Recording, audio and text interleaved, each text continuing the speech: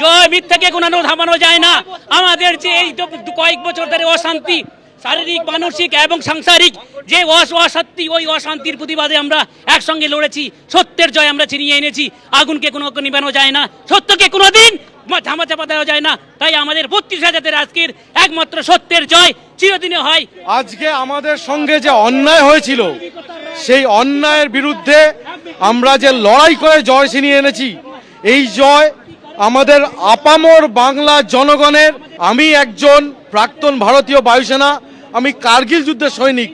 আজকে ২০টা বছর দেশকে দিয়ে আসার পরে এই যে চাকরিটা আমি পেয়েছিলাম, আমি কি এই যে অসম্মান, এই যে অযোগ্য, ফেলু, বিভিন্ন রকমের মন্তব্য, কিছু আনসাকসেসফুল ক্যান্ডিডেট যারা চাকরি পায়নি, যারা পাস করতে পারেনি, তাদের কাছ থেকে এইগুলো কি আমরা ডিজার্ভ করতাম?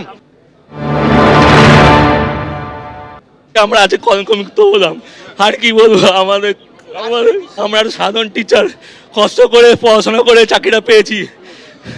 আজকে রায় বুঝিয়ে দিয়েছে আমরা কোনো দুর্নীতির সাথে যুক্ত ছিলাম না। বলার মধ্যে প্রচন্ড খুশি। আজকে আমার সবাই খুশি, আমার সবাই খুশি, আমার সবাই পরিবার খুশি। দীর্ঘ লড়াই, যেভাবে আমরা ডিভিশন বেঞ্চে লড়াই দিয়েছি, সুপ্রিম কোর্টে লড়াই দিয়েছি, সুপ্রিম কোর্ট থেকে ডিভিশন বেঞ্চে পাঠিয়েছিল, ঠিক আছে। আজকে ডিভিশন বেঞ্চে যে লড়াই থেকে আমরা মুক্তি পেলাম। সিবিআই যে লিস্টটা দিয়েছে সেটা আমাদের ৩২,০০০-এর বাইরে। ৩২,০০০-এর মধ্যে কিন্তু কোনো সিবিআই রিপোর্টে কোনো ক্যান্ডিডেট, কোনো টিচারের নাম নেই, ঠিক আছে। তো সেই জন্যই উনি আজকে মুক্তি দিয়েছেন। বহাল রইল প্রাথমিকে ৩২,০০০-এর চাকরি, নির্দেশ কলকাতা হাইকোর্টের ডিভিশন বেঞ্চে। আর এই রায়ের পর মুখ্যমন্ত্রী মমতা বন্দ্যোপাধ্যায় তিনি বলেছেন, এই রায়ে আমি খুশি। মানবিক দিক থেকে দেখেছে হাইকোর্ট। কথায় কথায় চাকরি খেয়ে নেওয়া ঠিক নয়, চাকরি দেওয়া দরকার। প্রাথমিকে ৩২,০০০ চাকরি বহালের নির্দেশে প্রতিক্রিয়া মুখ্যমন্ত্রী মমতা বন্দ্যোপাধ্যায়।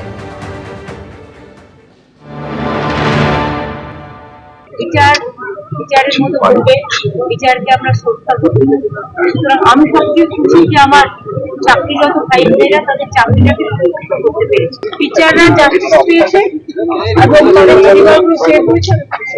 কথায় কথায় কোর্টে গিয়ে চাকরি খেয়ে নেওয়া, তাকে তো ঠিক নয়।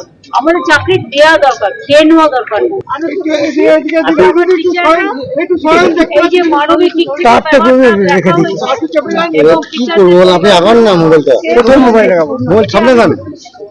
মুখ্যমন্ত্রীর বক্তব্য আপনারা শুনলেন। তিনি বলছেন যে কথায় কথায় চাকরি খেয়ে নেওয়া এটা ঠিক নয়। তবে আজকের এই যে রায়ের পর প্রাথমিক শিক্ষকরা তারা অত্যন্ত খুশি। তারা বলছেন এটা শিক্ষকদের লড়াই ছিল, সেখানে জয় পাওয়া গিয়েছে।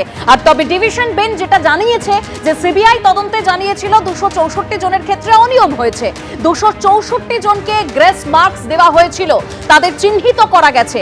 এবং ডিভিশন বেঞ্চের এটা স্পষ্ট বক্তব্য যে তদন্ত চলছে বলেই চাকরি বাতিল করা যায় না। পরীক্ষকদের বেশি নম্বর দেওয়ার নির্দেশ দেওয়া হয়েছিল এমন তথ্যও সামনে আসেনি। ৯৬ জন কোয়ালিফাইং মার্কস পেয়েছিল, যাদের নিয়োগ করা হয় তারাও চিহ্নিত। এই ৯৬ জনেরও চাকরি বাতিল হয়েছে। তবে সুপ্রিম কোর্টের নির্দেশে তারা চাকরি করছে।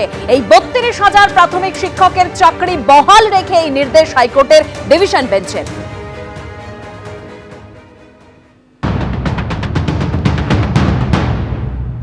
এই রায় একটা ঐতিহাসিক রায় এবং ইতিবাচক রায়। আমাদের পক্ষে সত্যের জয় হয়েছে। সত্যের জয় সর্বদা মাননীয় আদালতের কাছে আমরা জানি আমরা ন্যায় বিচার পেয়েছি এবং এতে আমরা খুশি। আদালতের পর্যবেক্ষণ ছিল যে ৩২,০০০ শিক্ষক কোনো রকম দুর্নীতির সঙ্গে যুক্ত হয়নি এবং শুধুমাত্র ৩২,০০০ একটা সংখ্যা নয়, তাদের পরিবাররাও আছে।